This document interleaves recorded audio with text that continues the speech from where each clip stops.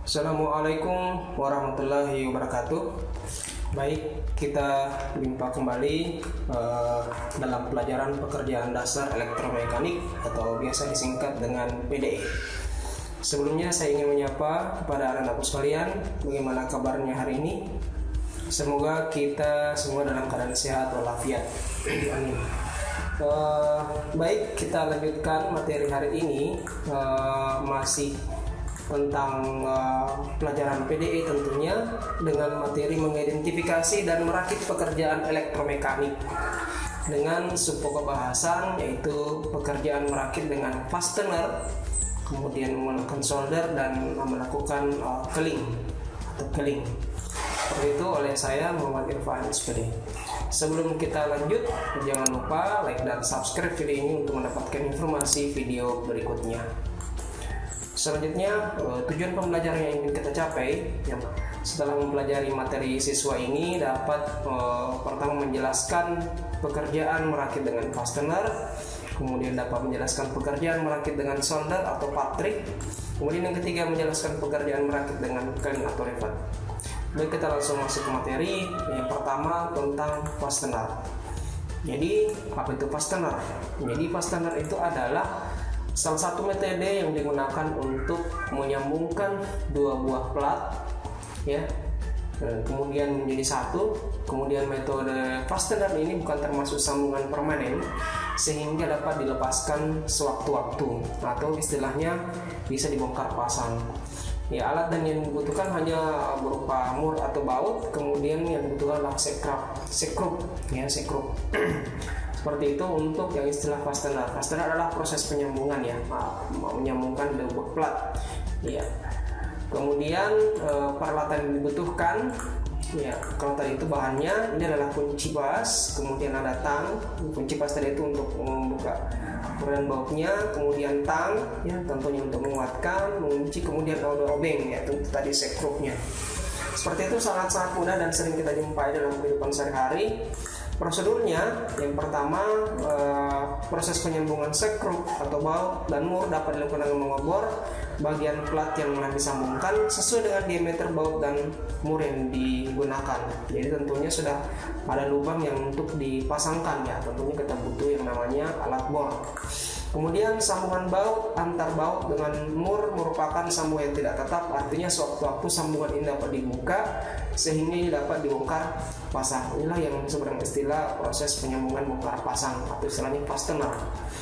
Ya, contoh hasil pembuatannya seperti ini, pembuatan rak dari siku lubang, ya. Kemudian pemasangan konstruksi atap baja ringan. Nah, ini juga yang menggunakan baut, ya, seperti ini, mur dan baut. Kemudian ini juga seperti itu. Ini sudah biasa dan lazim digunakan dalam kehidupan sehari-hari kita. Baik, selanjutnya pekerjaan yang merakit yang kedua adalah yang namanya istilahnya solder atau patrik.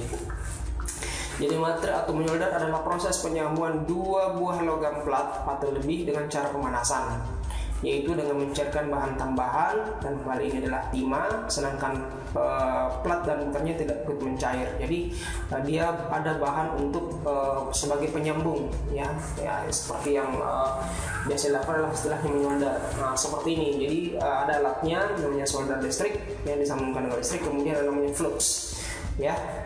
Seperti yang dijelaskan di video sebelumnya tentang apa itu fungsi flux itu ada.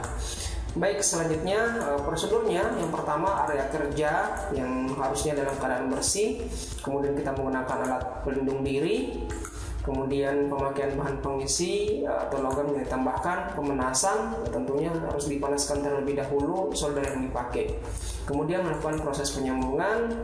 Setelah itu dibersihkan lagi alat patriknya tadi atau alat soldernya tadi, jangan sudah dipakai tidak dibersihkan. Jadi semuanya harus dalam keadaan seperti semula, bersih pada saat sebelum digunakan dan setelah digunakan, ya. Selanjutnya inilah cara penggunaan dari penggunaan solder. Kita lihat, ya, ini solder, ya, solder yang digunakan, kemudian ada timah. Nah, ini harus dalam keadaan bersih ujungnya, ya, ujungnya harus dibersihkan. ya. Kalau ada dibersihkan dulu ya. Kemudian ini timah ya, timah digunakan untuk yang dicairkan nanti dengan menggunakan solder tentunya. Kemudian flux ini nanti untuk bagian untuk membersihkan juga, atau membersihkan ya bagian dari kotoran dari ujung ini, dari ujung solder. Nah, ini contoh yang akan kita coba sambungkan timah dengan menggunakan timah tentunya. Nah, tentunya harus dalam keadaan bersih juga ini dulu, kita pilin dulu ya. Kemudian ini kabel yang akan disambungkan ya. Ya, tentunya soldernya harus sudah dalam keadaan panas. Ini sebagai penyambung saja ya. Ya, sudah dipanaskan ya. Nah, ini tinggal dipasangkan ya. Kalau dia menggunakan ya, ini gunanya untuk sebagai mempercepat saja proses penyambungannya ya. Seperti itu prosesnya, silahkan diperhatikan ya. Ya, ini masih ada yang menggumpal ya. Selanjutnya kalau mau dibersihkan ya boleh kita menggunakan alat ini. Kalau masih ada yang sisa-sisa dari hasil solder tersebut yang harus dibersihkan memang, yang sampai ini mengumpul di ujungnya, sehingga tidak bagus untuk proses penyambungan. Nah, selanjutnya dipasangkan flux juga tadi yang kita celupkan sedikit. Nah, ini juga diberikan timah secukupnya, yang terlalu banyak.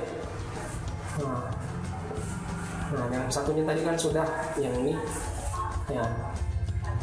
Sekarang tinggal disambungkan kedua ujungnya ya.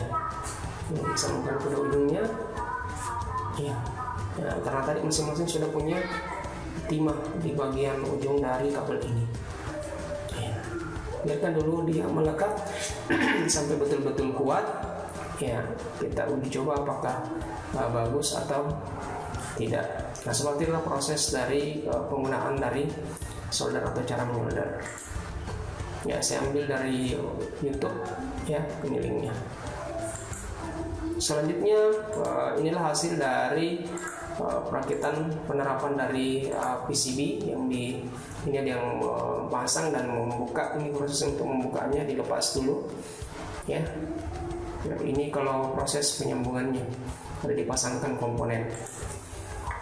Selanjutnya pekerjaan keling atau rivet. Kegiatan mengeling merupakan jenis fastener yang dapat mengikat dua jenis logam berbeda atau dua material berbeda. Sambungan keling menggunakan paku keling untuk penyambungannya. Ini agak sudah lebih mengikat ya, dua logam. Nah, ini yang dibutuhkan. Ada namanya tang rivet dan kemudian ada namanya paku rivet.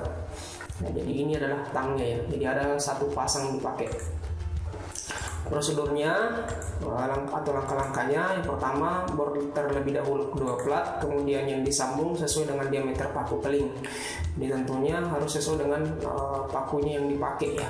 Kalau kecil ya yang pakai yang kecil juga, jangan paku kelingnya kecil kemudian lubangnya besar, jadi tidak cocok. Kemudian bersihkan serpihan bekas pengobaran pada plat ya. Kemudian paku keling dimasukkan antara kedua plat, ini pakunya dimasukkan, kemudian tariklah paku keling dengan menggunakan inti rivet yang ada pada penarik berada di mesin tembak paku keling atau gun rivet ya. Kemudian tekan tungkai gun secara bolong sehingga sampai inti rivet terputus. Baik, kita lihat dulu videonya cara proses pengelingan ya. Ini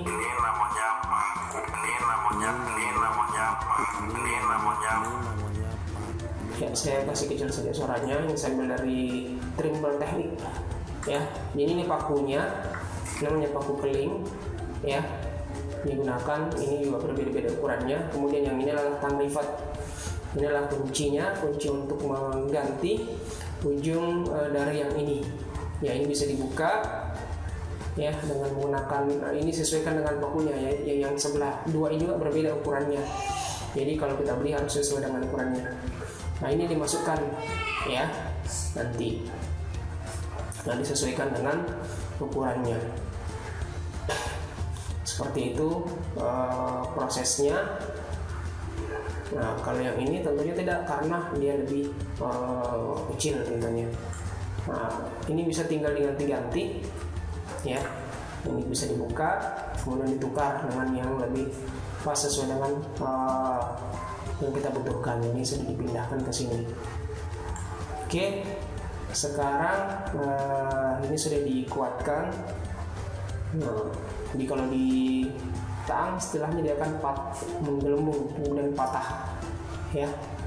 Nah, selanjutnya kita akan mencoba menyambungkan dua plat logam.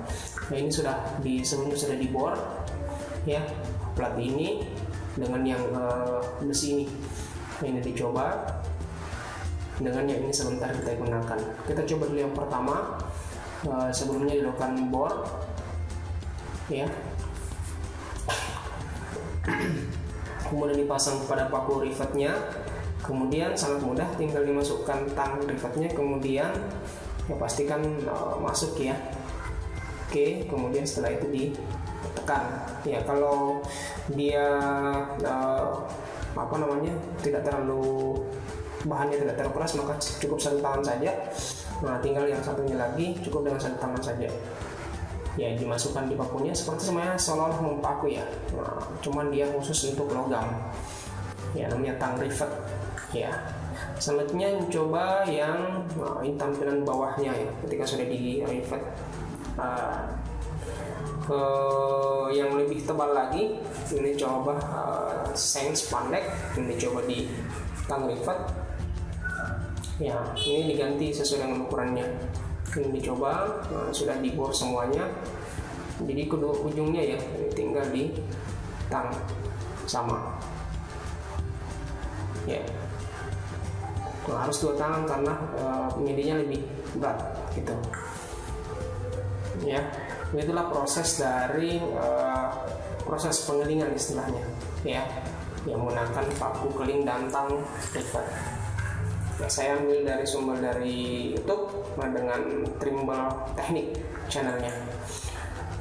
Selanjutnya hasil atau contoh penerapannya, ini pembuatan rak etalase.